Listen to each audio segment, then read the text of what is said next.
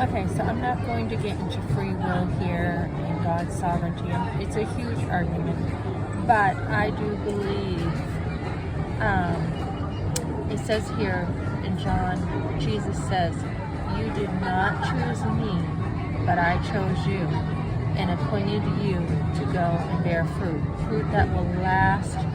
Then the Father will give you whatever you ask in my name. This is my command. Love each other." So Jesus is saying whoever, the greatest love ever is a man who lays down his life for his friends, right? And in that context, he says, "You are my friend if you do what I say." And he has asked us to love one another. I definitely believe God has to choose us. When I talk about free will, I know there's a big debate about free will. I think we haven't asked the right questions, and I think this is why it's so debatable.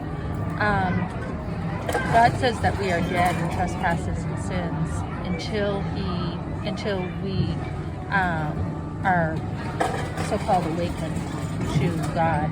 We are dead. There is nothing you can do with a dead man, right? They're totally dead. So God definitely chose us, and he has to choose you. From the beginning of time, he has predestined people to believe in him. It's a gift. He chose us, and it's humbling because, like for me, I think, oh my goodness, out of every single generation, he has chosen me, and it's very humbling. It doesn't puff me up. It's mind-boggling to me.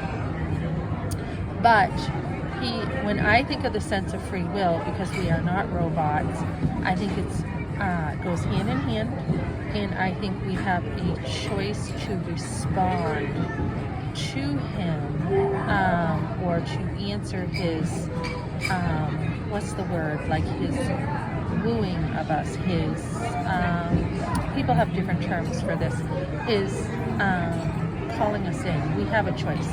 We have that free will to respond to him as a choice. But he definitely has called us. I don't know, free will too is, maybe it's even like the obedience to him, because I definitely think it's all him who has chosen us. So I don't think free will is like a term to be used in a real broad sense. I think it's with his wooing, we choose to obey him, we choose to walk with him. I don't believe that anybody can just say, well, I'm going to choose to believe in God with their own free will and think that it comes from themselves. Because Scripture says,